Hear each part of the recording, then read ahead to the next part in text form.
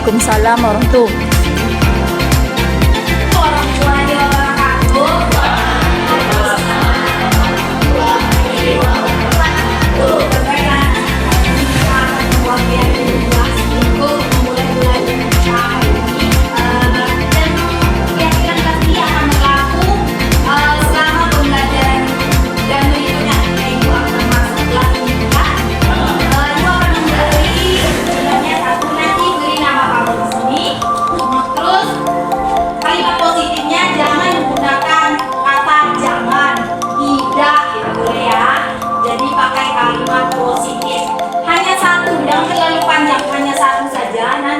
selesai, langsung kamu tempelkan ke depan, ya. Nanti ya Bu. kasih dulu. Ada berhentikan aja dulu dari. Gimana?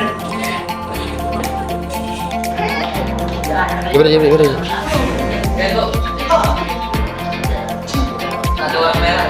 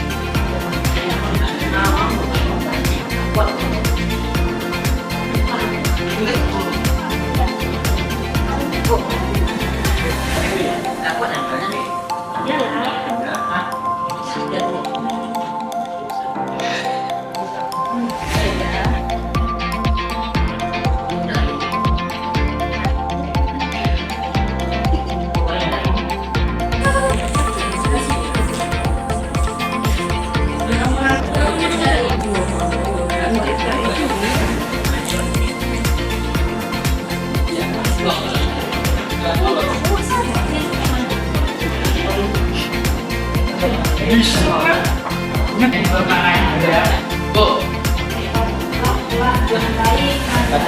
Bu, 2 kali kan boleh? Banyak lagunya dijaga. Kalau sudah selesai anak-anak boleh menempelkan seragam ya. Abang.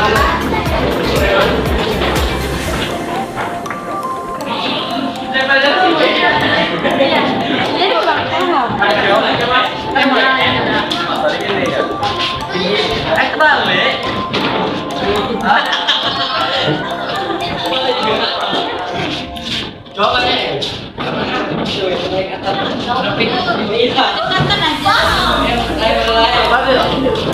Dian, paham apa? Tunjukkan Mel.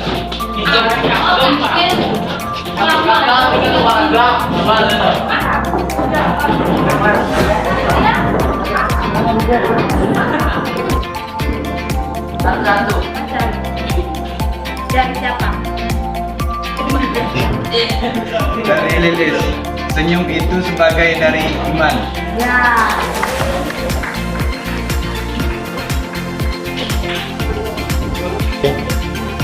Fendi Saputra tetap semangat terus sekolahnya. Ini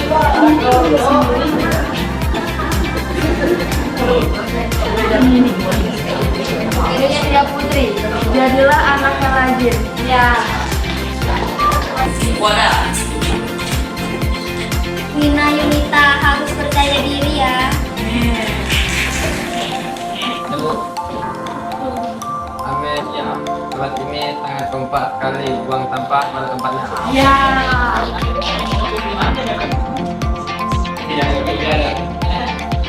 Kebersihan kelas ini dan jagalah kekompakan kelas. Kamu sudah membuat keyakinan kelas dengan baik. Di sini ada beberapa kata yang sama. Nanti kita kelompokkan. Jadi keyakinan kelas kita. Di sini ada banyak. Ini ada kata Hendra. Jangan terlambat, itu bukan kata positif ya, itu negatif. Gunakan kata jangan, tidak boleh. Ya. Yang benar adalah jagalah jangan terlambat, itu diganti dengan tepat waktu, datang tepat waktu. Ya, ini ada jagalah kebersihan dan jaga kekompakan kelas. Ini ada satu, ini sama, ini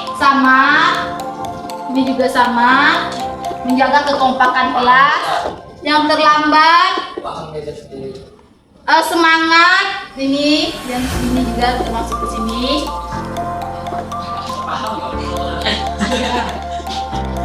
Ini rawatlah kelas, berarti dia. Ini sama, kompak di sini. Ya, jagalah kebersihan dan fasilitas sekolah. Ini menjaga kekompakan kelas. Ya, rawatlah kelas. Manis sama.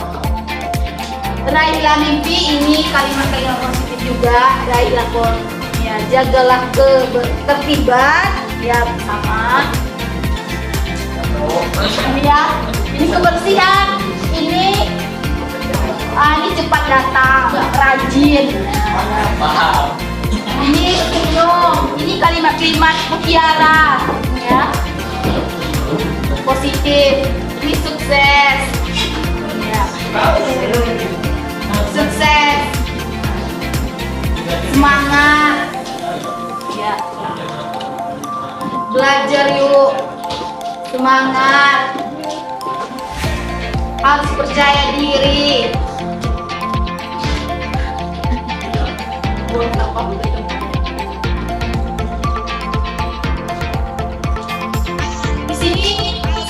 Kelompoknya menjadi 3. Nah, di sini ada kelompok yang banyak sangat puitis. Ya, ada kalimat-kalimat di dalamnya kalimat positif. Terus semangat, percaya diri, harus percaya diri. Terus senyum itu sebagian dari iman. Ini kalimat-kalimat positif semuanya. Nah, dan di sini adalah kesepakatannya menjaga kebersihan kelas. Yang kedua adalah menjaga kekompakan kelas. Baiklah. Terima kasih untuk anak-anak ibu semuanya. Semoga keyakinan kelas ini bisa kita terapkan untuk kelas ini sampai besok-besoknya. Tepuk tangan untuk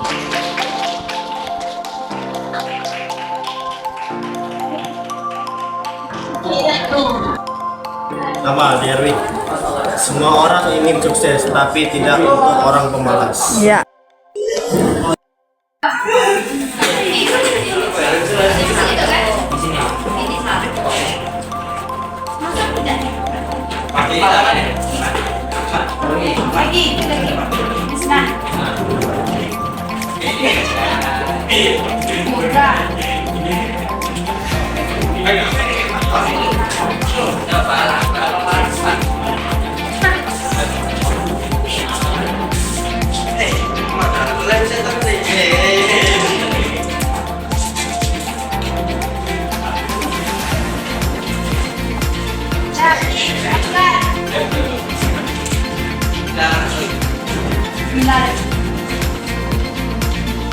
Hebat kau ini belajar.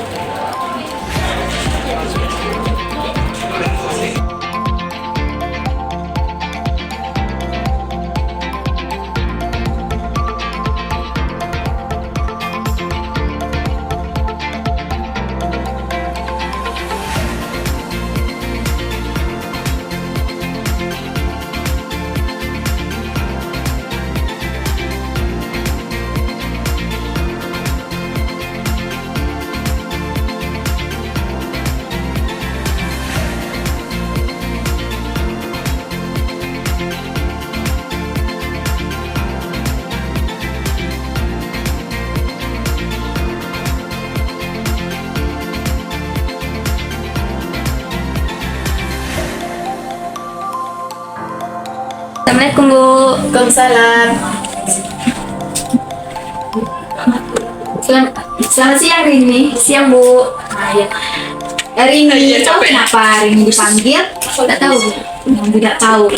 Baik, tadi pada saat kita ulangan tadi kan, Ibu melihat ini, melihat catatan di bawah gitu kan, di bawah meja. Betul lagi.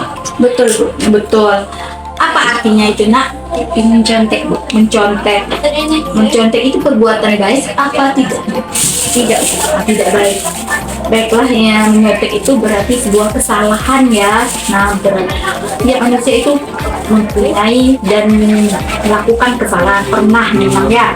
Termasuk juga ibu juga pernah melakukan kesalahan. Ini juga pernah melakukan kesalahan seperti mencontek. Di sini ya ibu tidak akan menyalahkan atau membuat apa Rini bersalah, tapi ibu akan membantu Rini untuk menyelesaikan permasalahan Rini. Bagaimana kalau supaya hari ini nanti tidak lagi mencontek. Dan terlebih dulu ibu mau dengar nih kenapa nih sampai mencontek tadi. Main HP sampai larut malam, tidak ingat belajar. Oh, main HP ke larut malam ya. Dengan main HP sampai larut malam itu, dan berarti ini sampai akhirnya menyontek gitu kan. Ini paham tidak tentang keyakinan jelas yang sudah di awal kita buat? Paham. Nah, apa itu? Jujur itu penting bagi kita ya. Terus jujur itu baik tidak untuk bagi kita Rin? Baik Bu, baik ya. Sekarang kira-kira harus apa yang harus Rini lakukan untuk tidak lagi Belajar dan mengerjakan dengan semampunya Bu. apalagi nak? Berdoa kepada Allah. Berdoa kepada Allah. Nah, yakin bisa ya? Yakin Bu. Yakin. Nah, sekarang Rini tahu apa yang Rini lakukan? Tahu Bu. Tahu. Kapan Rini yang akan mulai kegiatan yang Rini sebutkan tadi? Mulai hari ini dan terus sampai ke depannya Bu. Nah, mulai hari ini. Baik, Rini di sini akan berusaha menjadi pribadi yang lebih baik lagi, pribadi yang jujur ya, pribadi yang siap menjalankan keyakinan kelas yang sudah kita buat sepakati bersama, menjadi kebanggaan orang tua Rini ya. Nah, baiklah hari ini semoga Rini bisa memahami yang sudah Ibu sebutkan tadi dan yang termasuk Rini sebutkan juga. Sekarang boleh kembali ke kelasnya ya. Ya Bu. Terima kasih Bu. Assalamualaikum, nama saya Rini. Saya sangat senang dengan cara penyelesaian masalah yang dilakukan Ibu Raja Maria Siska tadi. Saya tidak akan mencontek lagi dan melanggar peraturan kelas, dan saya akan menjalankan keyakinan kelas diantaranya jujur. Terima kasih Bu Raja telah membantu menyelesaikan masalah. Assalamualaikum.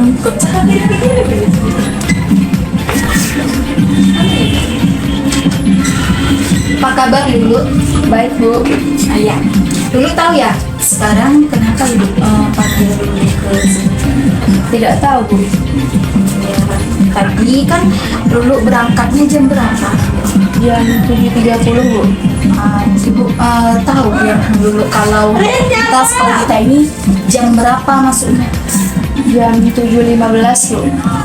Jadi dulu tadi itu terlambat atau tepat waktu? Terlambat.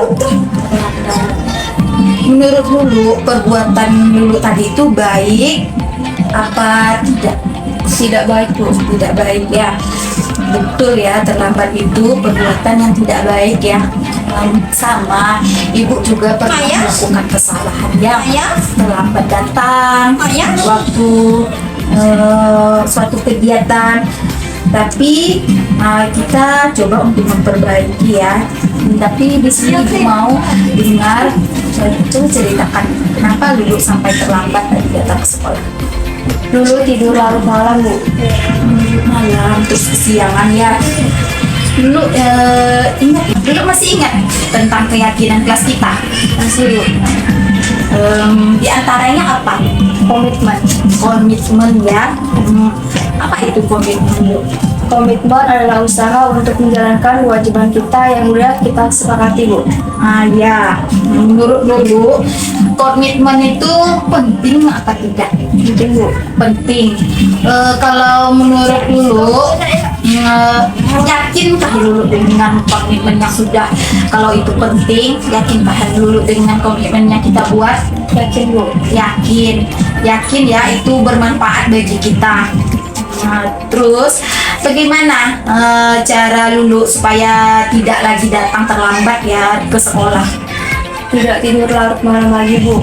Tidak larut malam lagi. Sekarang Lulu tahu apa yang akan Lulu lakukan ya. Terus kapan Lulu akan memulai kegiatan yang Lulu sebutkan tadi? Mulai hari ini dan seterusnya Bu. Mulai hari ini. Baiklah, hari ini Lulu dan seterusnya akan berusaha ya menjadi pribadi yang lebih baik lagi, pribadi yang memiliki komitmen, pribadi yang menjalankan keyakinan kelas kita yang sudah kita sepakati.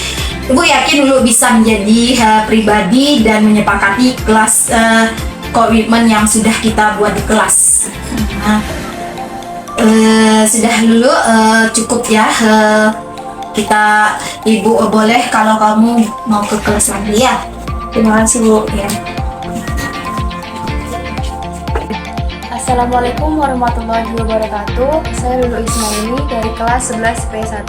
Perasaan saya setelah berdiskusi dengan Ibu Raja Maria Siska sangat bahagia. Ibu Raja tidak langsung marah dan menghukum saya. Dalam kegiatan restitusi tersebut, saya menemukan solusi untuk diri saya ke depannya. Terima kasih.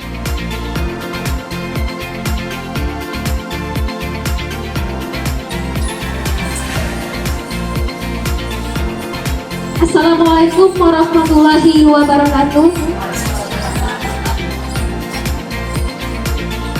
Selamat pagi dan salam sejahtera bagi kita semua.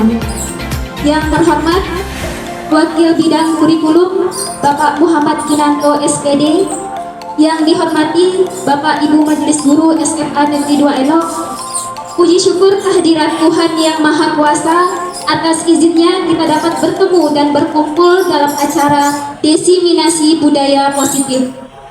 Salawat dan salam kepada Baginda Besar Muhammad Sallallahu Alaihi Wasallam dengan mengucapkan Allahumma sholli ala Sayyidina Muhammad wa ala ali Sayyidina Muhammad. Hadirin yang kami hormati, mengawali acara pada hari ini menyanyikan lagu Indonesia Raya. Hadirin dimohon berdiri.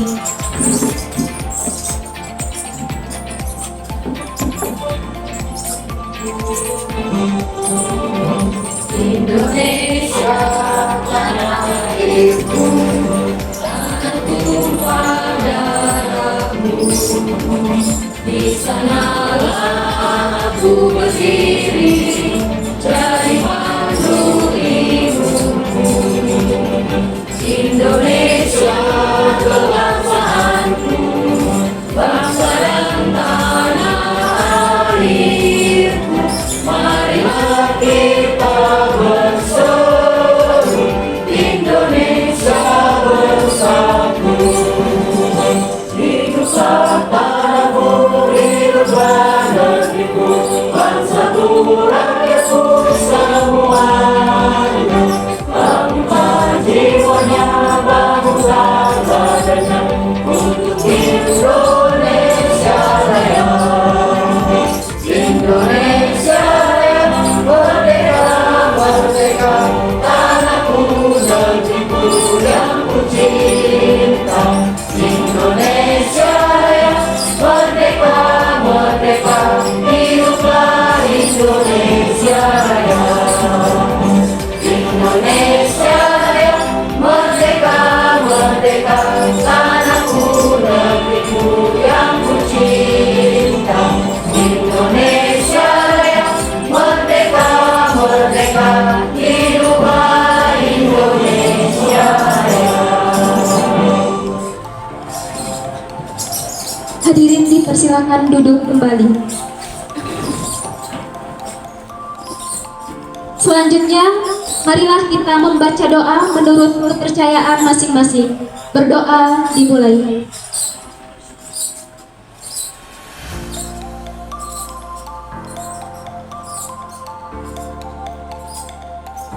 Berdoa selesai. Selanjutnya kata sambutan oleh Wakil Bidang Kurikulum kepada Bapak Muhammad Kinanto SPD, dipersilakan.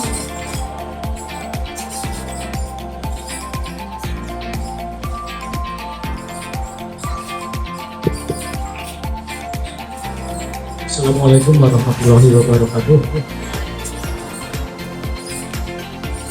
Alhamdulillahirabbil alamin. Allahumma sholli ala sayyidina Muhammad wa ala ali Muhammad. Yang saya hormati Bapak Ibu Majelis Guru yang berkesempatan hadir pada kesempatan hari ini dalam acara penyebaran pemahaman budaya positif yang akan disampaikan oleh narasumber ini. Baik Bapak dan Ibu, untuk kegiatan ini mungkin nanti akan disampaikan atau akan dipaparkan oleh pemateri kita, yaitu Ibu Raja Maria Siswa. Ya, mudah-mudahan apa yang disampaikan nanti bisa kita ambil hikmahnya, artinya hal-hal yang penting untuk peningkatan proses pembelajaran yang kita tujukan kepada seluruh warga sekolah, ya baik pendidik maupun peserta didik. Mudah-mudahan ini semua nanti bisa kita implementasikan dalam rangka meningkatkan baik kualitas tenaga pendidik maupun peserta didik itu sendiri. Dengan tidak memperpanjang mukadimah, acara ini secara resmi dibuka dengan ucapan Bismillahirrahmanirrahim.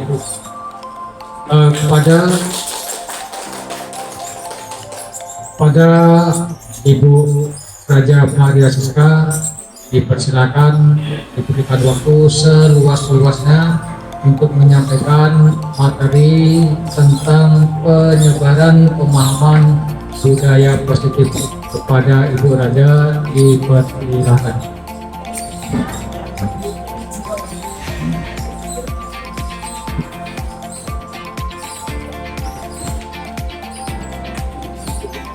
Guru hebat yang sudah hadir, Assalamualaikum warahmatullahi wabarakatuh.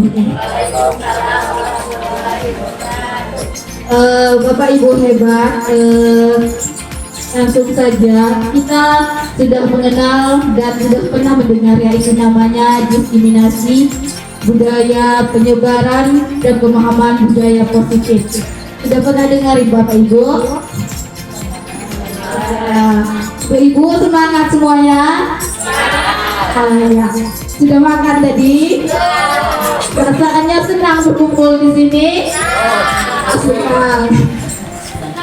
Baik Bapak Ibu, untuk kita lebih semangat lagi, kita bersama-sama ice breaking dulu ya. Ada ini operator. Ya, berdiri semuanya Bapak Ibu.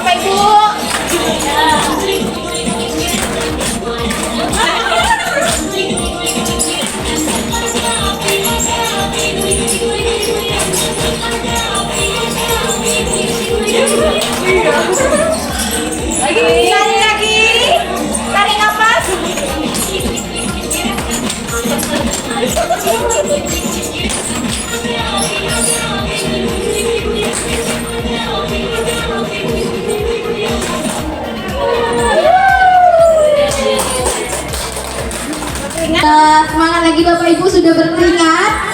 Ya.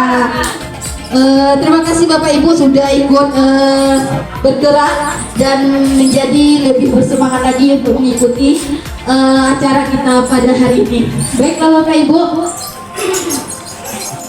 Bapak Ibu ini di sini saya akan memaparkan tentang penyebaran dan pemahaman budaya positif yang akan dan telah berlangsung di sekolah kita, di mana Bapak Ibu sudah menerapkan di sekolah kita.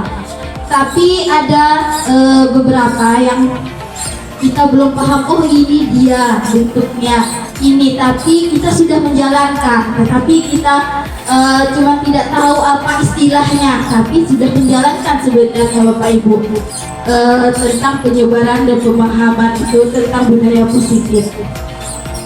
Nah, di sini Bapak Ibu, saya mau Bapak Ibu pahami dan lihat ini ada gambar kelinci dan seekor harimau.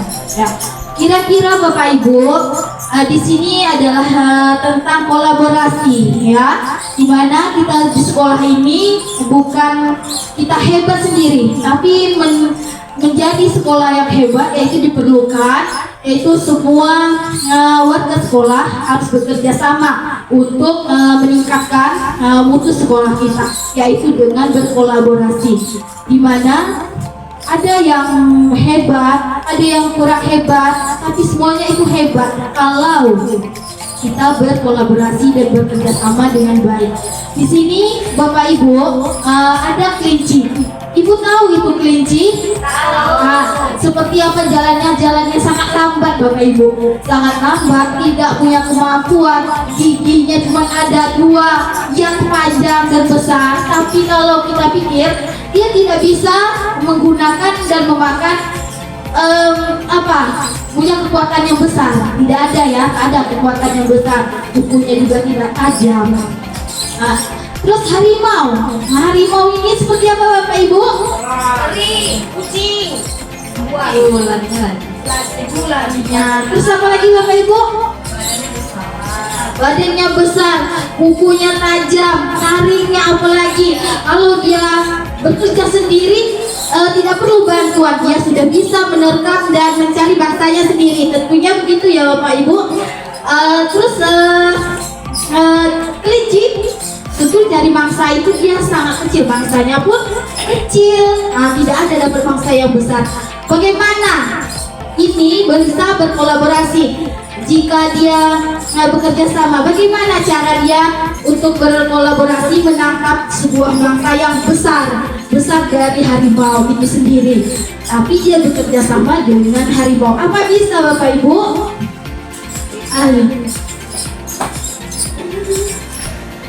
Kolaborasi antara yang besar dan yang beratnya lemah, jadi saja bisa. Tentunya bisa ya Bapak Ibu. Dimana kalau dilihat sudah punya kekuatan yang besar, tentunya tidak ada lagi perlu dukungan orang lain. Tapi tidak dengan kalau dia sendiri lebih mudah dia mendapatkan mangsanya.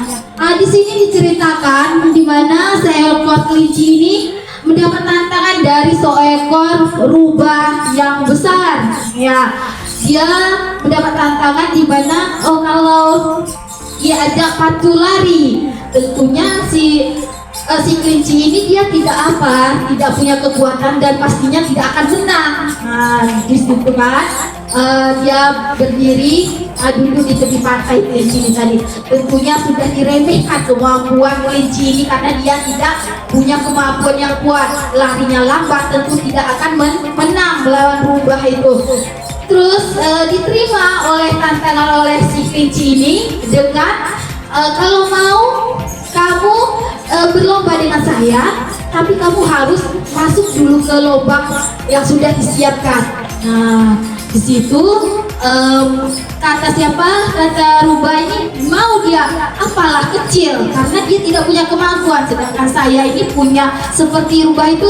Tahu rubah dia itu sama dan lebih besar dari harimau, ya. Terus masuklah dia ke dalam lubang yang sudah disediakan oleh kelinci. Tapi setelah setengah jam dan sejam berikutnya tidak keluar lagi harimau itu. Apa yang terjadi? Yang terjadi adalah rupanya apa yang terjadi, bisa tebak Bapak Ibu? Apa Ibu?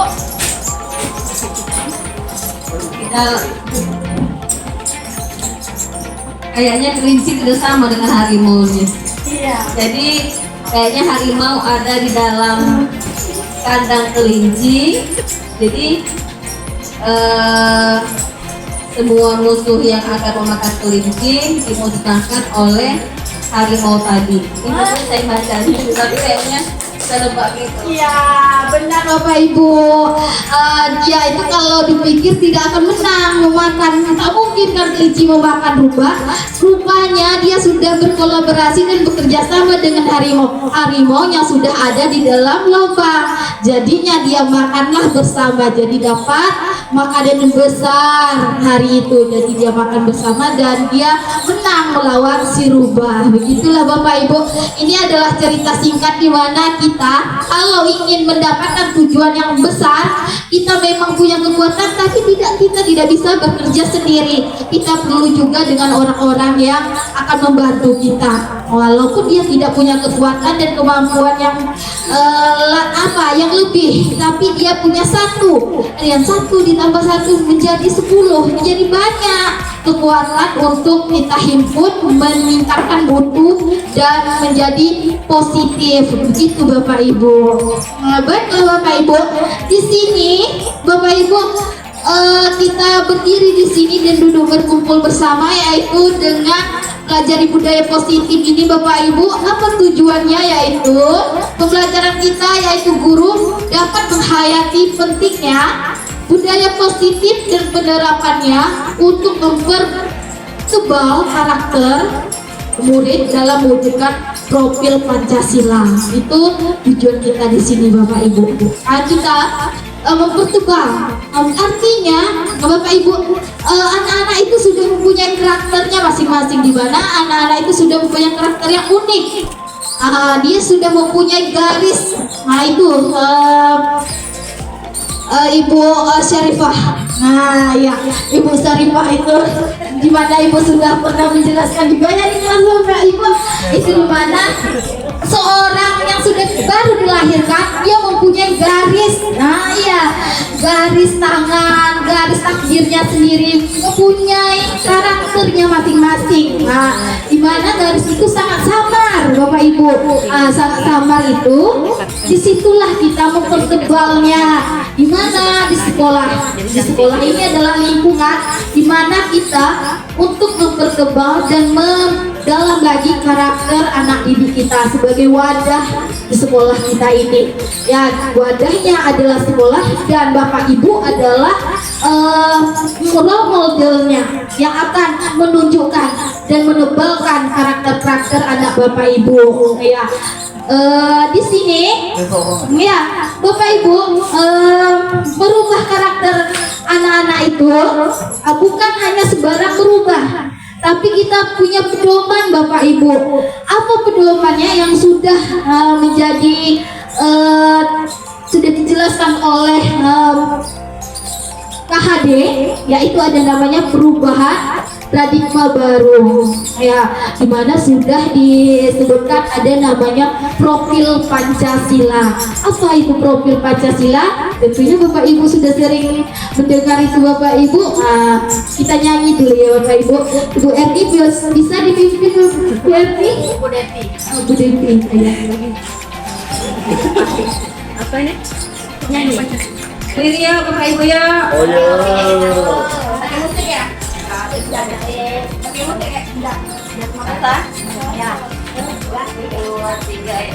Belajar Pancasila, beriman dan bertakwa pada Tuhan Yang Esa dan berakhlak mulia. berkebinekaan global, gotong royong mandiri, kreatif dan bernalar kritis. Lagi belajar Pancasila, beriman dan bertakwa pada Tuhan yang esa dan berakhlak mulia, berkebinekaan global, gotong royong mandiri, kreatif dan bernalar kritis. Terima kasih Bapak Ibu. Terima kasih nyanyian dari profil Pancasila. Ya, Bapak Ibu, di sini ada profil Pancasila, perubahan paradigma baru. Apa itu perubahan paradigma baru? Itu sangat jarang kita dengar ya, tapi sudah kita lakukan di sekolah kita. Apa itu? Yaitu merupakan pembelajaran yang berorientasi pada penguatan kompetensi dan pengembangan karakter yang sesuai dengan dimensi profil Pancasila, memastikan praktek pembelajaran untuk berpusat pada peserta didik. Dan itu adalah namanya perubahan paradigma. Dan itu sudah kita terapkan Bapak Ibu. Kita memperbaiki saja lagi ya, dan mengenal. Di sini ada namanya profil Pancasila, itu beriman, bertakwa kepada Tuhan Yang Maha Esa. Di mana kita dalam menebalkan karakter anak murid kita yang kita pegang, yaitu di mana kita harus berpegang, beriman, bertakwa, yaitu kepada Tuhan Yang Maha Esa. Tentunya kita memiliki adab, memiliki karakter yang mumpuni, di mana anak-anak itu memiliki adab dan akhlak untuk beriman kepada Allah Subhanahu wa taala. Karena dari semua penilaian karakter, yaitu ini yang pertama adalah beriman kepada Allah Subhanahu wa taala, di mana ilmu yang tinggi tentunya mempunyai adab yang tinggi. Jika dia punya ilmu aja tapi tak punya adab, tentunya ilmunya belum bisa diterapkan dan tidak berguna tentunya. Itulah setinggi-tingginya ilmu ya. Terus berkenakan global, di mana kita harus bisa menanam kepada anak didik kita, di mana di kelas itu tidak hanya dalam suatu suku saja ya. Seperti kita yang duduk di sini, tentunya banyak suku. Ada suku Minang, Batak, Banjar, Jawa, tentunya Melayu ya. Tentunya kita mempunyai budaya yang berbeda Bapak Ibu, mempunyai kebiasaan yang sudah turun-menurun, tapi kebiasaan yang positif itu kita kumpulkan untuk menjadikan karakter dan mempertebal karakter anak murid kita ya. Dimana juga kita di sekolah ini juga ada namanya pembelajaran budaya di situ.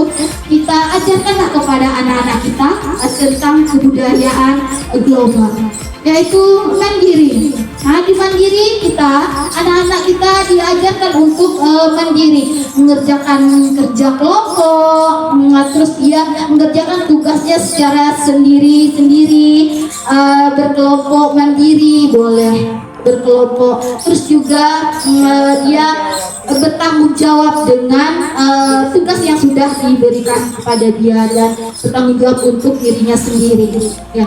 Terus juga bernalar kritis. Nah, anak-anak kita diminta juga untuk bernalar kritis. Jangan kita saja yang dulunya ya Bapak Ibu, kita yang sebagai yang terpusat kepada guru. Nah, guru inilah yang menjadi suatu model yang dia harus serba bisa ya. Tapi di sini kita tidak berkolaborasi. Anak itu diikut sertakan, tidak hanya kita, bukan gurunya yang makin hari makin pintar belajar, tapi di sini dipinta kita ini berfokus kepada murid, yang dimana makin hari itu adalah muridnya yang makin pintar. Dan bersama membangun karakter anak itu timbul dengan sendirinya kalau sering-sering kita memberi pembelajaran yang baik. Terus kreatif di sini dimana menurut KHD, apa itu KHD? Dihajar dewasa cara, dimana di anak juga diharuskan untuk berkreatif. Bukan hanya gurunya mempunyai harus kreatif membuat RPP, enggak. Kreatif membuat pembelajaran, iya memang diharuskan, tapi anak juga diharuskan untuk bisa kreatif, ya, dimana anak harus bisa mengikuti perkembangan zaman. Bukan gurunya aja, muridnya juga di sini. Gurunya menuntut agar anaknya bisa mengikuti kodratnya. Anak itu adalah kodratnya zaman dan kodratnya alam. Alam itu dimana di dalam dirinya, terus zaman itu dengan perkembangan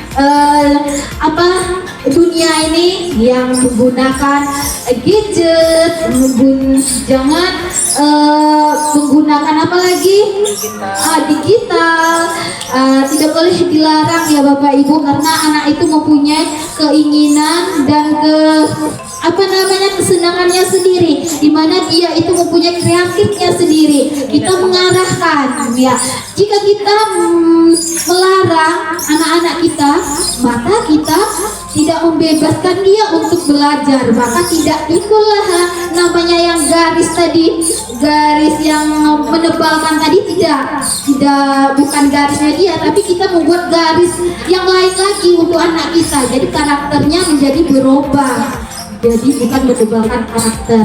Baik Bapak Ibu, di sini yang seperti saya sebutkan tadi ada namanya filosofi Ki Hajar Dewantara. Ya, Bapak Ibu, saya minta ini Ibu Devi. Filosofi Ki Hajar Dewantara. Menurut Kak Hajar, pendidikan adalah pembudayaan buah budi manusia yang beradab dan perjuangan manusia terhadap kekuatan, yaitu kodrat alam dan kodrat zaman. Kak Hajar menjelaskan bahwa tujuan pendidikan yaitu menuntun segala kodrat yang ada pada anak-anak agar mereka dapat mencapai keselamatan dan kebahagiaan yang setinggi-tingginya, baik sebagai manusia maupun sebagai anggota masyarakat. Oleh sebab itu, pendidik itu hanya dapat menuntun tumbuh atau hidupnya kekuatan kodrat yang ada pada anak-anak agar dapat memperbaiki perilakunya, ya, bukan dasarnya hidup dan tumbuhnya kekuatan kodrat anak. Terima kasih Ibu Devi, yaitu dimana filosofi Ki Hajar Dewantara menyebutkan tentang kodrat alam dan kodrat zaman. Apa itu tadi kodrat alam, Bapak Ibu?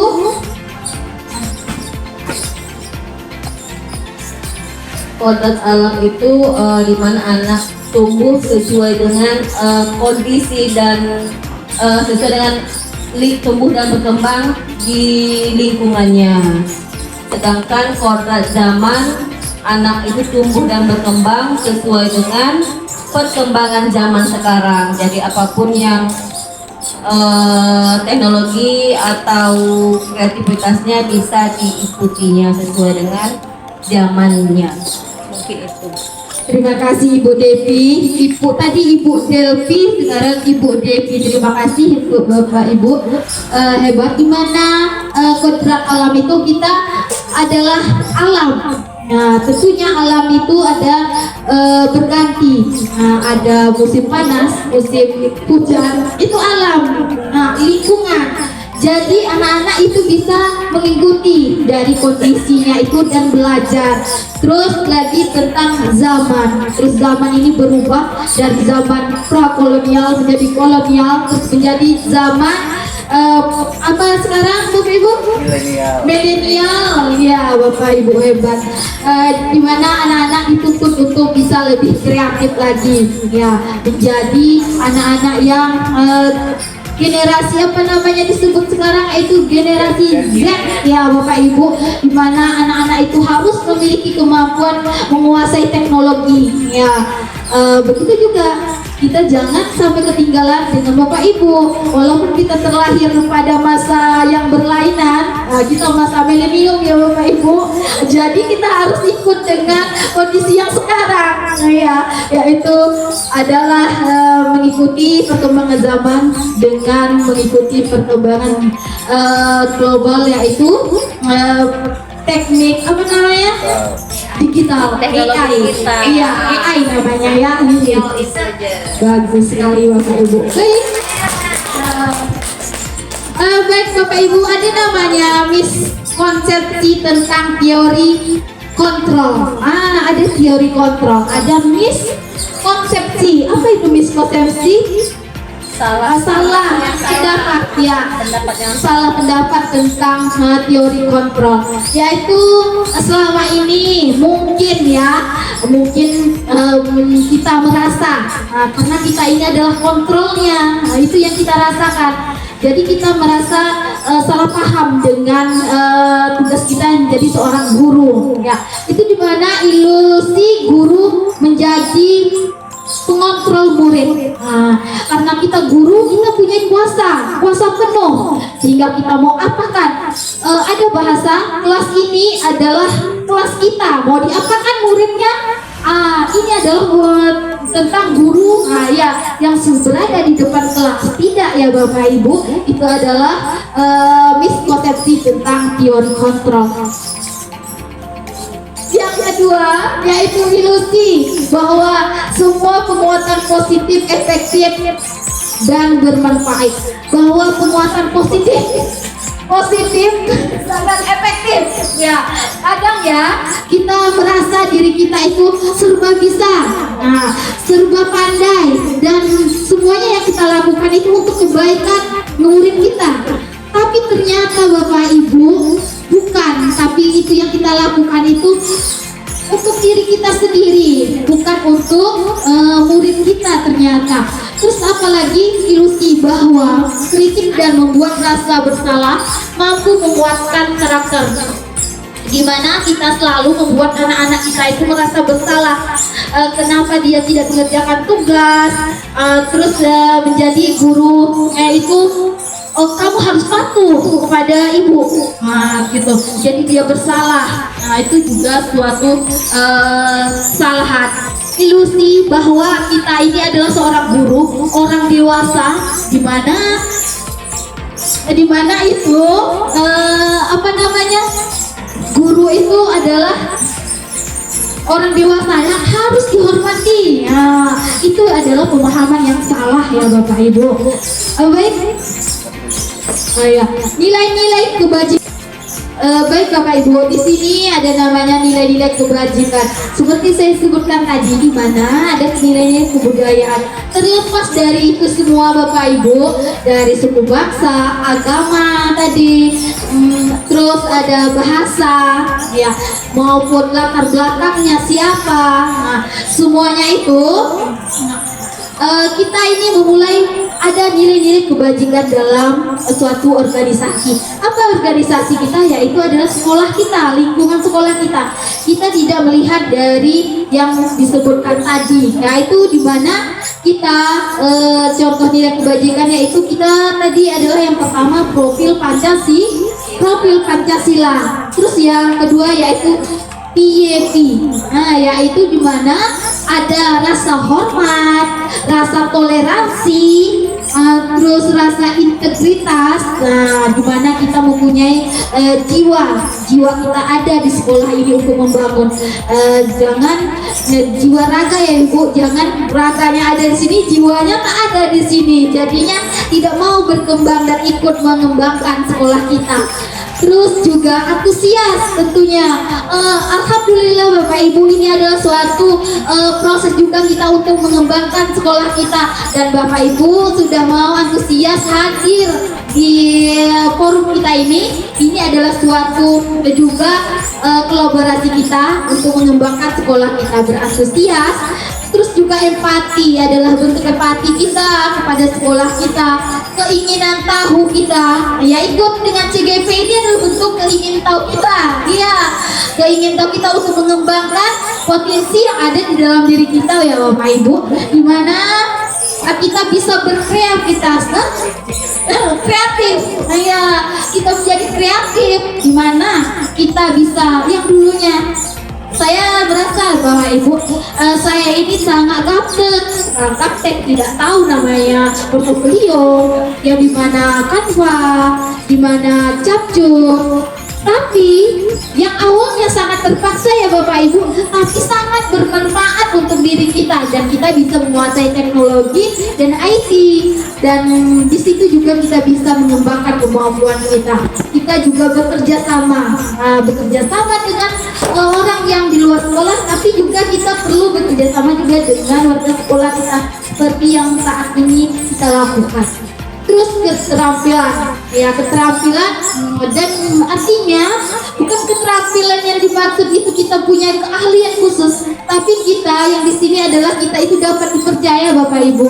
Kita mempunyai hati yang lurus, terus mempunyai pendengaran yang aktif. Terkadang kita hanya mendengar, tapi kita tidak bisa menerapkan.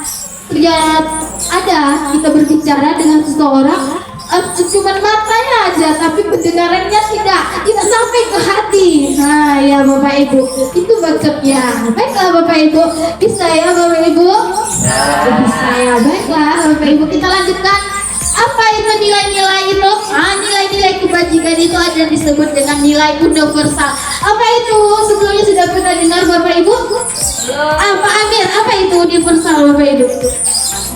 Nilai universal itu setahu saya itu luas, berarti berkembang. Universal yaitu kembang, harus dikembangkan apa?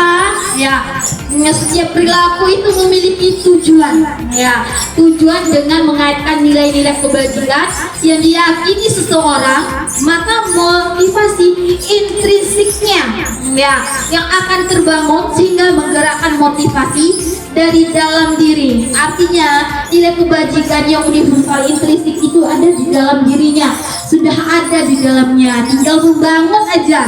Ada dia kita sudah mempunyai, tapi kita malas untuk belajar sehingga tidak terbangun itu. Terus lagi nilai kebajikan yang dicapai oleh setiap anak itu kenal dengan profil Pancasila, yaitu ada nilai intrinsik dan dari ekstrinsik ya Bapak Ibu. Dia dari nilai dalam ya dalam dirinya, yaitu garis yang tadi yang dijelaskan. Terus dari luar, dari mana? Yaitu Bapak Ibu yang mengarahkan anak-anak kita untuk bisa menjadi karakter yang baik. Baik Bapak Ibu, yang selanjutnya nilai kebajikan universal lagi. Apa itu nilai-nilai kebajikan universal? Yaitu kebajikan yang disepakati bersama ya Bapak Ibu, lepas dari suku, bangsa, agama itu yang disebutkan tadi.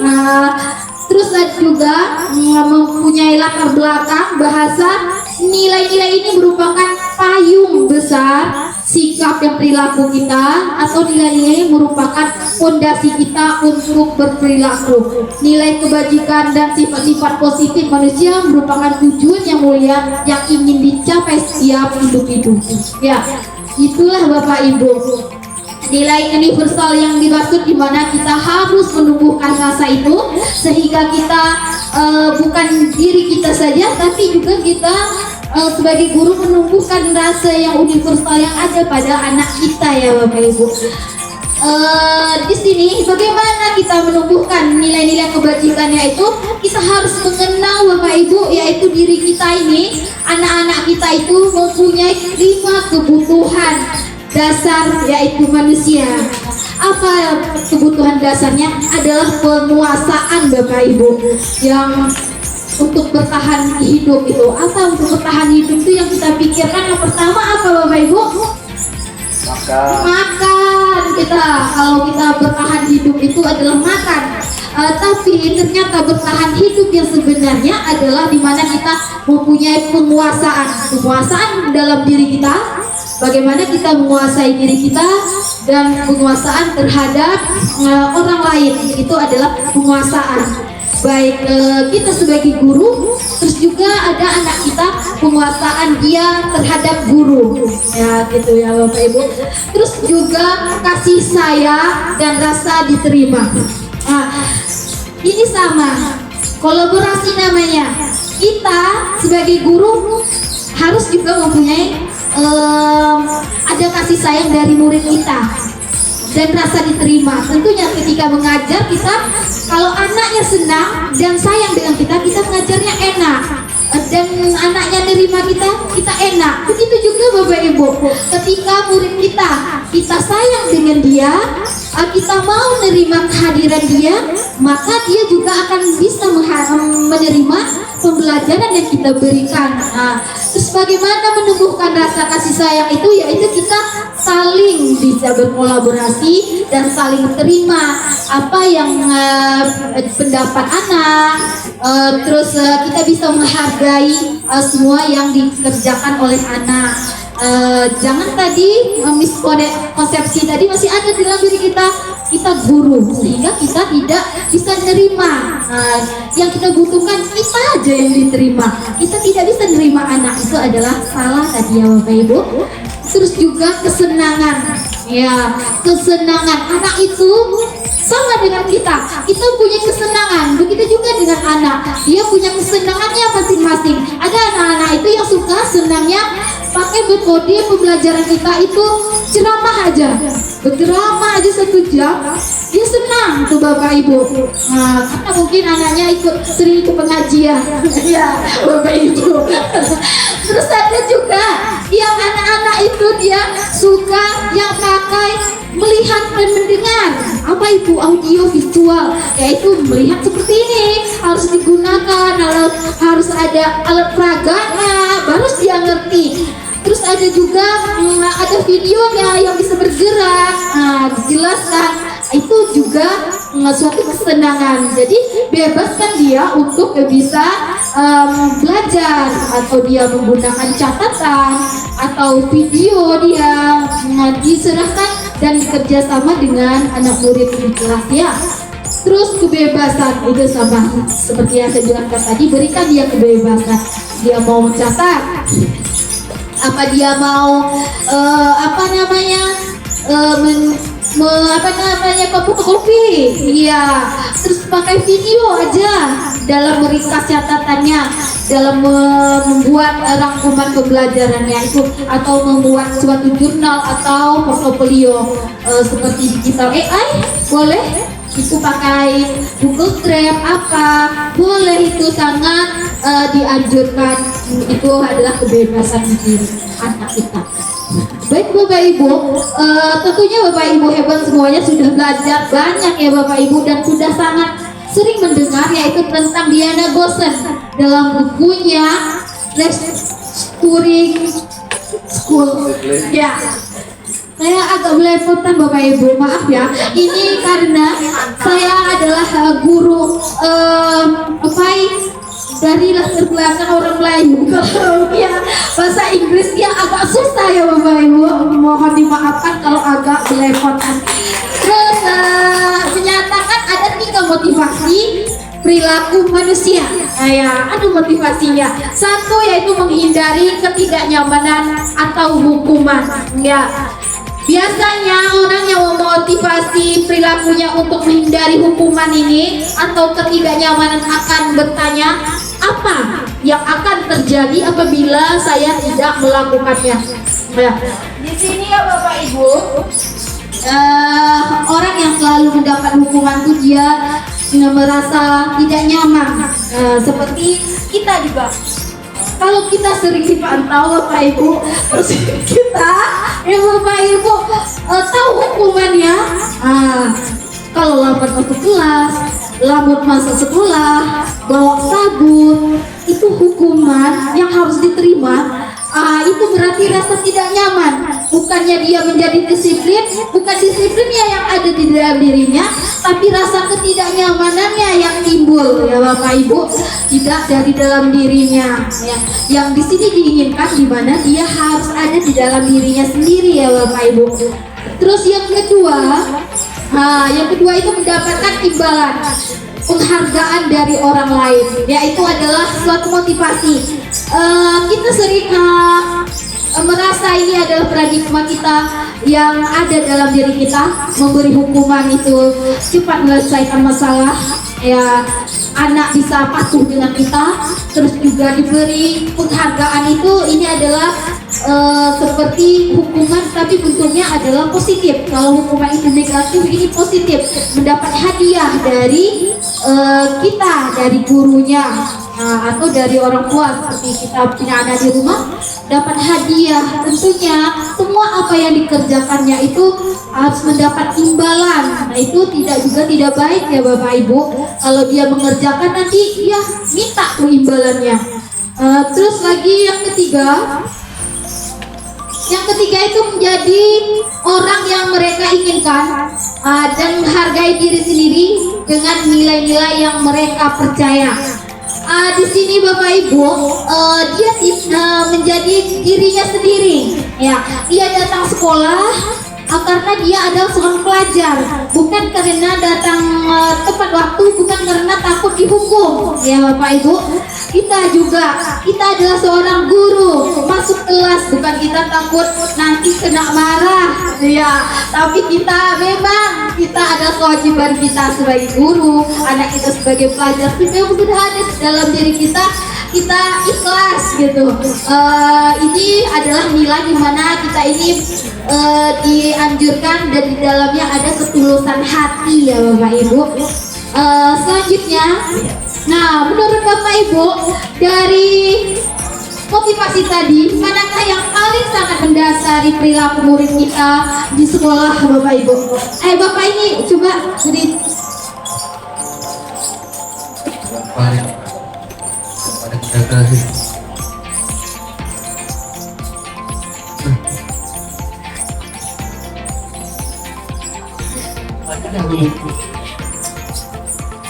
Menurut Bapak Ibu, Menurut saya yang pertama.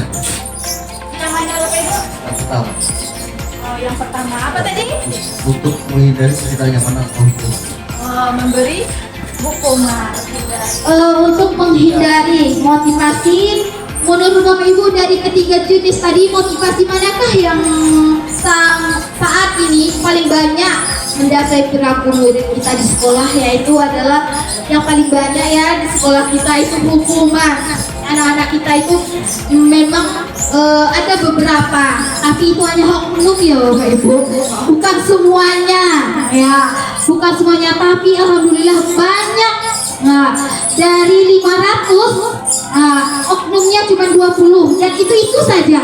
Nah, jangan pula Bapak Ibu oknum itu menjadi semuanya anak murid kita itu tidak, karena memang yang tepat waktu banyak ya Bapak Ibu, dan yang 20 itulah yang kita bina untuk bisa berbaris sama dengan temannya yang ramai itu, untuk bisa yaitu dimana kita terapkan dimana tidak hukuman, tapi yang bagusnya adalah dimana dirinya sendiri ya merasakan ini memang sudah ada di dalam dirinya dan mempunyai kewajiban dirinya sendiri untuk datang sendiri ke sekolah ini tanpa paksaan dan tahu peraturan sekolahnya, bukan karena datang karena ada hukuman membawa sabun, bukan menghindari itu ya Bapak Ibu.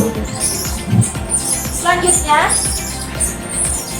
tujuan dari disiplin positif adalah menanamkan motivasi yang ketiga pada murid, yaitu untuk menjadi mereka yang diinginkan mereka, sehingga mereka bisa dihargai. Nah, itu yang sebenarnya memberi hukuman, memberi hadiah ada di dalam dirinya itu untuk bisa dihargai, dia bisa menjadi yang diinginkan. Yang diinginkannya ketika dia mendapat hadiah, saya nomor 1 ya, saya dihargai, saya hebat. Tapi itu adalah salah. Yang pemberian hadiah itu dimana yang walaupun tanpa hadiah dia bisa melakukannya. Itu maksudnya sudah ada di dalam diri dia melakukannya sendiri walaupun tanpa hadiah. Itu yang walaupun tidak dihukum gitu ya Bapak Ibu. Di sini silakan dijawab ini ya Bapak Ibu, apakah hukum itu dapat mendisiplinkan anak? Ini Ibu Syarifah ya kita tanya. Iya, bagus Bu. gimana Bu? tidak, katanya tidak bisa. Ini ibu CGP kita ini juga ya, ya ayo ibu Laura. Apakah hukuman dapat diberikan anak? Kalau hukuman sepertinya kurang untuk mendisiplinkan anak, karena dengan hukuman anak menjadi takut. Jawabannya hukuman berarti tidak ya Bapak Ibu, kata Ibu Laura, hukuman itu dia tidak baik ya, bisa tapi tidak baik karena itu akan berjangka pendek saja, karena memang tidak dalam dirinya, maka tidak berjangka panjang. Kalau Pak Amir atau Ibu Laura tak ada di sekolah ini, maka dia tak takut, karena yang menghukum tak ada, maka yang ada cuma saya aja misalnya. Nah, dia tidak berjangka karena memang tadi nilainya tadi tidak di dalam dirinya, karena kalau tak ada hukuman, tak ada hadiah. Kalau Ibu Arum misalkan ada, tentu dapat hadiah. Apa hadiahnya? MS Glow misalkan, ya kan? Tentunya dia akan rajin misalkan tidak. Karena Ibu Arum tak ada, Pak Amir tak ada, Ibu Laura, maka dia malas. Nah, yang itu yang tidak diinginkan dia. Walaupun tak ada hadiah dan hukuman, dia tetap melakukan, tetap rajin datang ke sekolah. Itu maksudnya.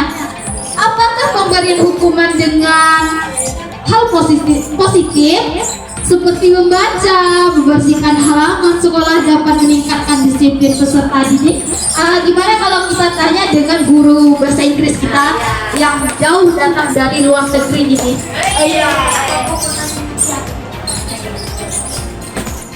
apakah pemberian hukuman dengan hal positif seperti membaca atau membersihkan halaman sekolah dapat meningkatkan disiplin peserta didik? Kalau menurut saya ini sangat bagus dalam pemberian hukuman, mengingat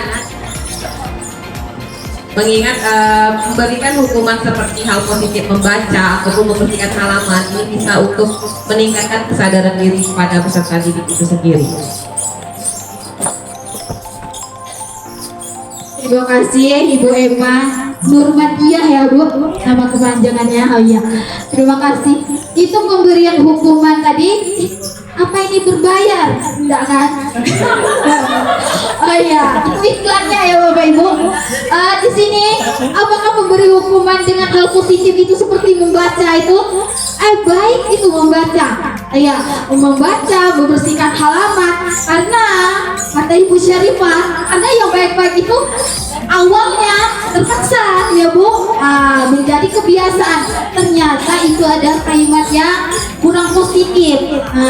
Karena kita itu memberi bukan hukuman, tapi dia pembiasaan. Kita harus membiasakan, bukan hukuman ya Bapak Ibu. Walaupun dia berbentuk positif. Ya. Terus apa lagi? Nomor 3, apakah pemberian penghargaan dapat meningkatkan motivasi kepada anak? Ya Bapak Ibu, kita ambil lagi ya. Iya. Menurut saya bisa untuk motivasi seorang anak, karena terkadang seorang anak dia tidak mau hanya dimarah ataupun disuruh untuk melakukan sesuatu saja. Bisa saja dia pengennya mendapat hadiah mungkin, atau mungkin mendapat pujian dari seorang guru agar dia semangat lagi untuk belajar dan menuntut ilmu. Gitu Bu. Iya, masih ada alhamdulillah aktif sekali ya Bapak Ibu.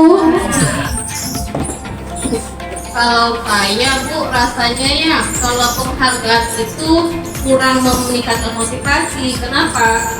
Berarti anak itu mau termotivasi hanya karena penghargaan.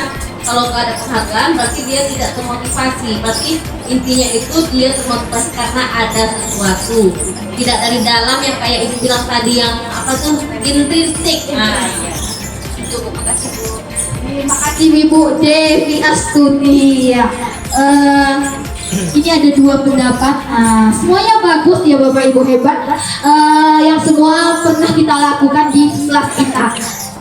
Di situ yang seperti yang dijelaskan tadi, penghargaan ini juga tidak berjangka panjang sama dengan hukuman ya Bapak Ibu, karena memang udah dari dalam diri dia, intrinsiknya, bukan dari nilai kebajikan dari dalam diri dia, sehingga dia membuat suatu penyelesaian masalah atau membuat suatu pencapaian, itu harus ada penghargaan, harus ada MSGO terus. Tekor kan Bapak Ibu, kalau ada harus hadiahnya terus. Kalau misalkan ada hadiahnya terus, tekor lah ibunya. Setiap maju ke kelas, betul menyelesaikan suatu soal. Oh, hadiah apa?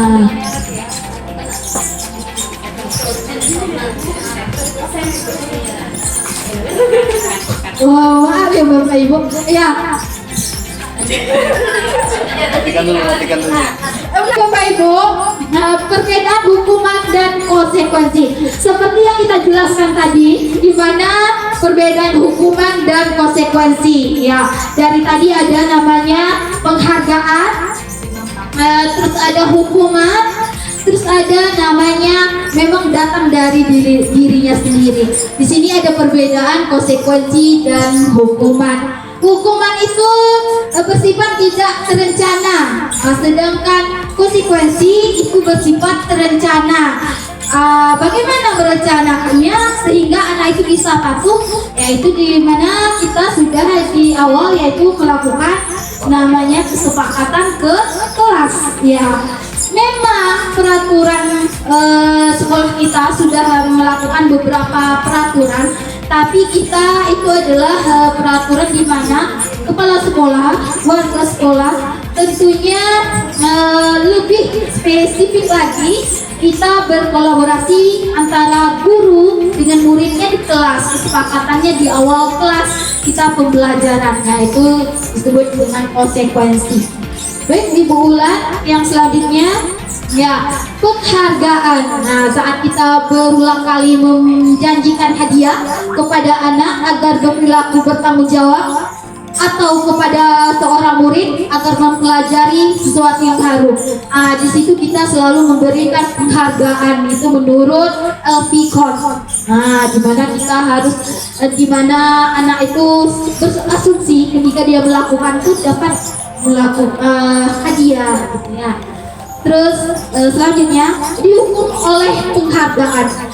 Memang tadi yang dari awal saya sebutkan tadi, hukuman itu adalah negatif, sedangkan penghargaan ini adalah bentuk yang negatifnya, sehingga anak itu dihukum ya oleh penghargaan, yaitu bentuk yang negatifnya, di mana mengemukakan bahwa penghargaan maupun hukuman adalah cara perilaku seorang yang menghancurkan potensi untuk pembelajaran yang sesungguhnya, sehingga dia tidak dari dirinya tapi menunggu dengan penghargaan, atau nanti kalau tidak dia melakukan akan mendapatkan hukuman. Nah, jadi membunuh karakter ya juga. Ya. Terus memberikan penghargaan sama dengan menghukum seseorang. Biasanya kita memberikan penghargaan itu dengan rasa senang, dan yang penerima juga senang. Kita merasa itu bukanlah sebuah hukuman, ternyata Bapak Ibu itu adalah hukuman penghargaan sebagai penghukum yang dihukum, yaitu pengaruhnya dalam jangka pendek dan jangka panjang pengaruhnya. Pemberian penghargaan dia minta lagi, nanti kalau dengan ibu itu dapat lagi hadiahnya, mereka akan maka orang tersebut akan tergantung. Dia akan pintar dengan pelajaran Pak Amir aja, atau dengan Ibu Laura aja, dengan Ibu Devi aja dia pintar, sedangkan saya masuk karena saya tidak pernah memberi hadiah. Maka dia tidak mau maju, tidak mau lebih kreatif karena tidak ada hadiah yang ditunggu. Maka seperti itulah dia, bukan hanya di kelas, nanti selanjutnya jangka panjangnya seperti apa di masyarakat itu juga dia akan menunggu penghargaan tentunya. Terus lagi yang kedua tadi apa tadi? Yang kedua tadi, penghargaan itu tidak efektif ya, tentunya tadi jelas tidak efektif. Terus yang ketiga Yang ketiga, penghargaan itu merusak hubungan. Ya, hubungan. Gimana sih yang disebut merusak hubungan itu? Ketika seseorang diberi penghargaan itu tentunya hubungan hanya akan baik kan tentunya. Terus dipuji dengan orang banyak maka juga menjadi baik. Nah di sini bukan bentuk hadiah ya Bapak Ibu yang dimaksud, pujian karena tadi dasarnya apa tadi, bertahan hidup tadi adanya kasih sayang. Seperti Bapak Hakim sebutkan tadi, kita bukan beri hadiah aja, pujian. Nah yang itu yang diminta, pujian aja, kasih sayang, oh dihargai, nah, bukan dengan hadiah, dihargai itu yang diinginkan ya. Penghargaan itu yang diminta sebenarnya di dalam diri anak itu. Tapi karena semuanya itu ada bentuknya, maka kita mengapakannya dengan sebuah hadiah, itu yang tidak ya Bapak, yang salah tadi, merusak hubungan. Terus penghargaan mengurangi ketepatan. Nah kita memberikan penghargaannya kurang tepat ya Bapak Ibu, sehingga anak-anak yang memberi hadiah mendapatkan hadiah itu juga dia bisa dibanding-bandingkan nanti ya, dibanding-bandingkan di kelas, terus dia menjadi lebih aktif nanti di situ aja, dengan guru itu aja, jadi bisa dibanding-bandingkan. Nah, itu ada nyanyinya ya Bapak Ibu, dibanding-bandingkan. Ya, jangan tekan-tekan Bapak Ibu, kita santai aja ya. Ya. Terus dia memberikan penghargaan sama dengan menghukum seseorang. Kanida ya, itu nomor 5-nya adalah menghargai kualitas. Ya, kualitas. Iya belum ya Bapak Ibu. Menghargai kualitas. Apa yang berkurang di kualitasnya? Kualitasnya di mana anak-anak itu sebatas itu aja, tidak bisa berkembang gitu ya. Penghargaan mematikan kreatif. Nah dia tidak kreatif sehingga dia monoton, tidak bisa berkembang gitu maksudnya. Terus Bapak Ibu nomor 7 ya, penghargaan penghukum. Terus penghargaan mengurangi motivasi intrinsik. Kembali lagi intrinsik tadi apa Bapak Ibu? Faktor dari dalam. Faktor dari dalam. Baik. Masih ya lagi Bapak Ibu, semangat semuanya, masih fokus ya. Kita fokus tapi santai aja ya Bapak Ibu. Intrinsik dari dalam diri menunjukkan bahwa dia ini mempunyai penghargaan dari dalam dirinya sendiri. Baik Bapak Ibu, nomor berapa lagi operatornya nih?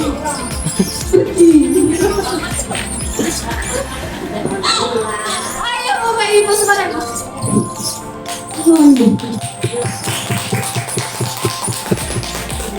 Bapak Ibu, apa pernah dengar restitusi? Oh ya, agak asing ya. Oh ya. Tapi restitusi itu apa? Yaitu menciptakan kondisi bagi murid untuk memperbaiki kesalahan. Ini bahasanya, tapi sudah kita terapkan di sekolah ya Bapak Ibu, yang dimana kita sudah berhasil melakukan anak murid kita tepat waktu yang seperti Ibu sebutkan tadi. Banyak sudah di dalam yang berbaris datang tepat waktu. Yang di sini restitusinya kita akan lakukan yang anak yang 20 yang sering terlambat, oknum yang tadi itu ya Bapak Ibu, bukan semuanya anak kita. Restitusi ini dimana kita akan memperbaiki kesalahan anak kita sehingga mereka bisa kembali lagi ke kelompok yang anak yang tepat waktu. Mereka dengan karakter yang lebih kuat. Ketika oknum murid yang sering terlambat itu tadi, ketika dia menyadari ya Bapak Ibu kesalahannya, dia akan menjadi lebih rajin ya. Anak-anak kita itu yang super itu, dia mempunyai nilai yang tersendiri Bapak Ibu. Anak kita itu unik. Bapak Ibu pernah lihat anak kita yang yang sering terlambat, tapi dia punya nilai plus ketika dia sudah lulus. Dia yang paling rajin ya Bapak Ibu, yang negur kita, yang nolong kita. Alhamdulillah, itulah nilai. Tapi kita tidak bisa temui karena kita lebih terfokus kepada diri kita sebagai guru. Ya Bapak Ibu, stop dulu ya. Bacakan ada tidak? Tidak. Baik Bapak Ibu, semangat sudah semuanya ya. Baik, kita lanjut lagi dengan tadi sudah mengerti tentang restitusi. Apa itu restitusi? Yaitu ciri-cirinya apa? Ini ya Bapak Ibu. Baik, kita apa ciri-cirinya Pak Amir? Bukan untuk menembus kesalahan, namun untuk belajar dari kesalahan. Ah ya. Di sini ciri-ciri restitusi itu kita diinginkan anak-anak kita itu bukan menembus kesalahannya, tapi dia itu belajar dari kesalahannya. Next, Bapak Ibu, banyak itu ya ciri-cirinya. Keyakinan kelas. Nah, di sini ya Bapak Ibu, kita untuk membentuk tadi supaya tidak ada namanya hukuman itu, menghilangkan hukuman itu menjadi konsekuensi. Itu adalah kolaborasi kita dengan anak, kesepakatan kita yaitu dengan disebut keyakinan kelas. Kenapa tidak peraturan saja, peraturan sekolah seperti yang di awal saya sebut tadi? Di sini ada kolaborasi kita dengan anak kita ya, itu keyakinan kelas. Dibuat dengan murid dengan nilai-nilai kebajikan universal yang tadi kita sebut, dan akan lebih memotivasi karena berasal dari internal, dari dalam dirinya. Terus peraturan itu dibuat oleh sekolah, guru, dan lebih bersifat larangan. Itu adalah eksternal, dari luar, ini dari dalam dirinya sendiri. Baik. Bagaimana pembentukan keyakinan kelas? Ya, pembentukan keyakinan kelas Bapak Ibu tentunya sudah ya Bapak Ibu buat keyakinan kelas di awal ya. Nah, sudah lah ya. Tapi ini dia apa?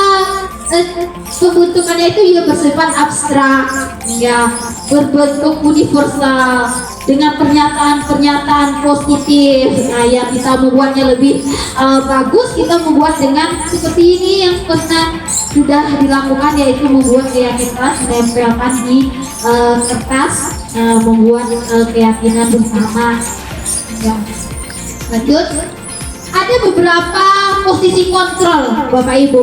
Apa posisi kontrol menurut Dr. William? Yaitu yang pertama sebagai penghukum, biasanya menggunakan hukuman fisik atau verbal. Nah, yaitu penghukum dimana tadi disuruh lari, itu verbal.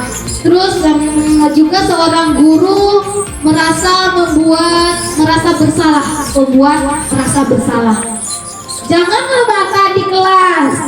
Ya, ibu lagi ngomong nih, ya kan? Bersalah. Jadi anaknya berhenti, tapi bukan karena bersalah, gitu. Ayo.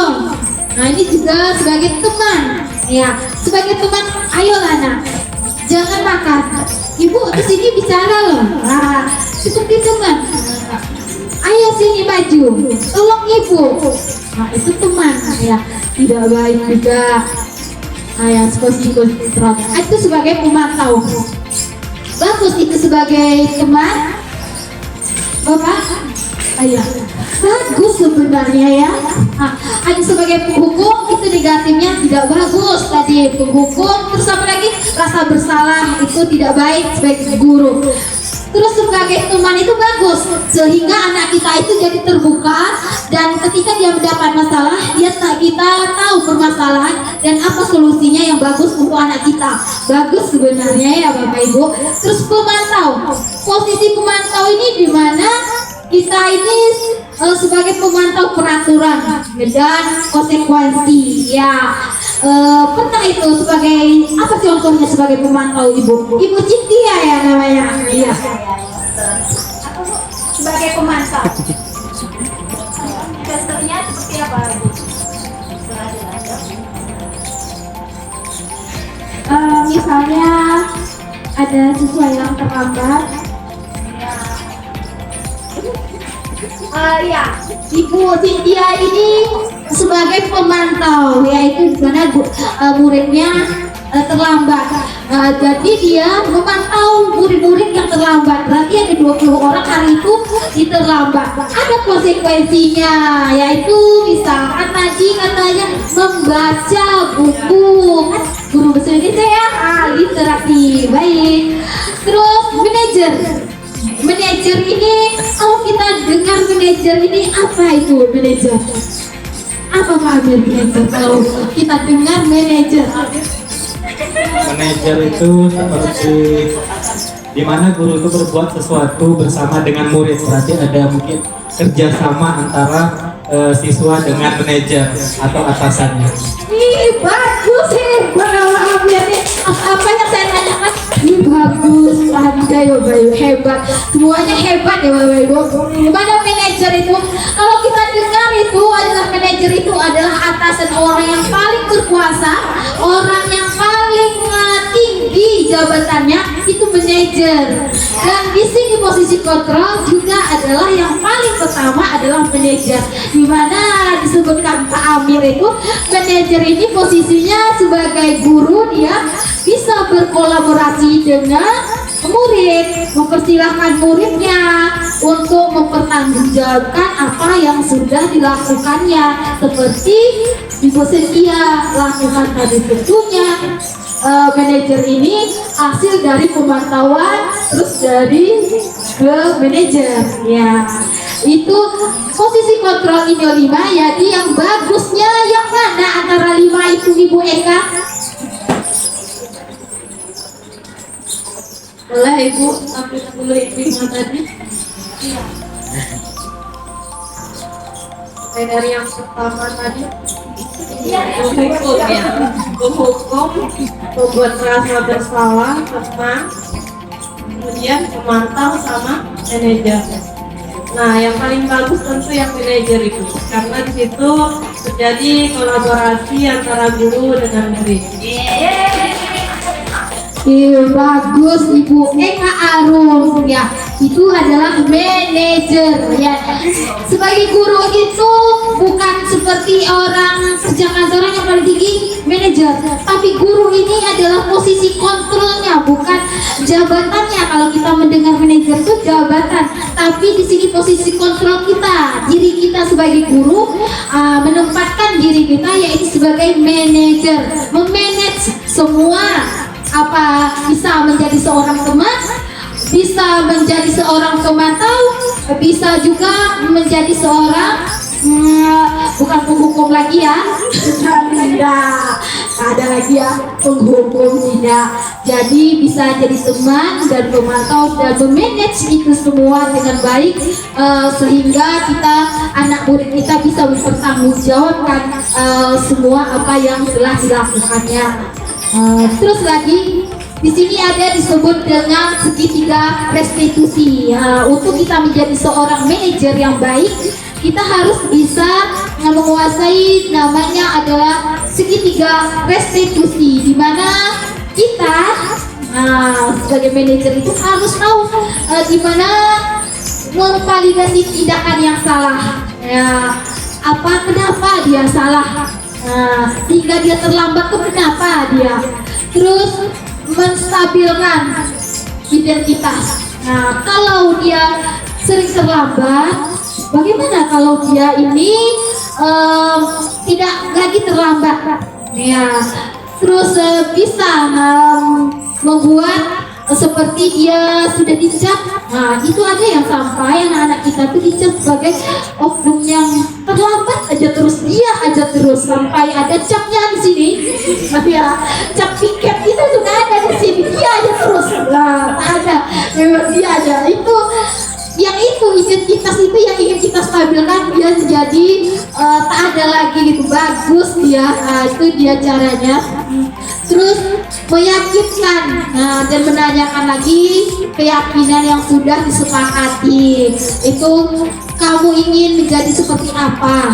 Apa kamu mau sampai lulus ini nanti dia ada capnya terus? Tentunya tadi kan dia ingin dihargai, tentu dihargai itu dengan yang baik-baik. Sudah ada di dalam dirinya, tentu dia akan mencari solusinya sendiri. Jadinya bukan kita yang bagi solusi, tapi dia yang sendiri memberi solusi dan mempertanggungjawabkan untuknya sendiri ya Bapak Ibu. Terus selanjutnya langkah-langkah restitusi.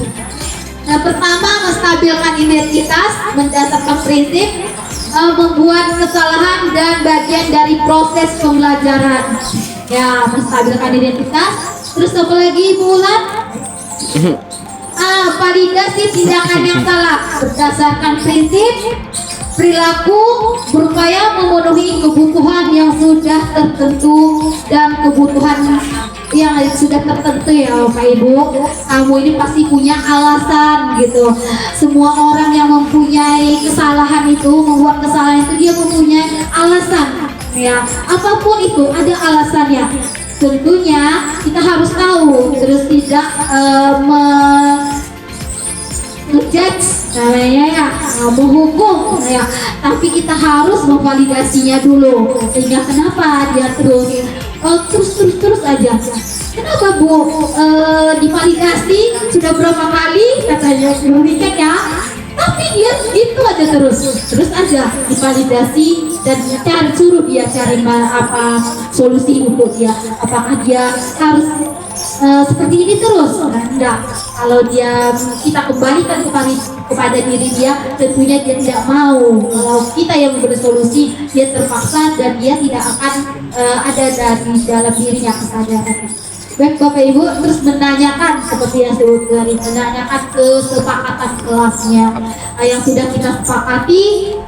Terus ada juga peraturan sekolah kita, tentunya dia akan mengikuti restitusi dan akan menjadi pribadi yang baik lagi. Ini adalah contoh-contoh restitusi dokumennya ya Bapak Ibu. Di sini sudah melakukan restitusi. Baik Bapak Ibu, di sini saya penutup ya Bapak Ibu. Dalam disiplin positif hendaknya memiliki standar kepribadian profesional sosial yang baik, di mana guru mampu merefleksi diri dalam posisi kontrol keadaan, bagaimana perjalanan dirinya sebagai amok, manajer yang menuntun muridnya menjadi insan yang mandiri, merdeka, bertanggung jawab. Bapak Ibu, terima kasih Bapak Ibu, inilah presentasi saya hari ini. Terima kasih untuk kehadiran Bapak Ibu. Semoga apa yang saya sampaikan ini yang baik-baiknya bisa diterapkan dan yang tidak baiknya bisa kita refleksi kembali ya Bapak Ibu. Bapak Ibu hebat semuanya. Sekali lagi kebaikan Bapak Ibu hanya Allah yang akan membalas, karena saya tidak akan bisa membalas kebaikan Bapak Ibu. Akhirnya saya akhiri. Assalamualaikum warahmatullahi wabarakatuh.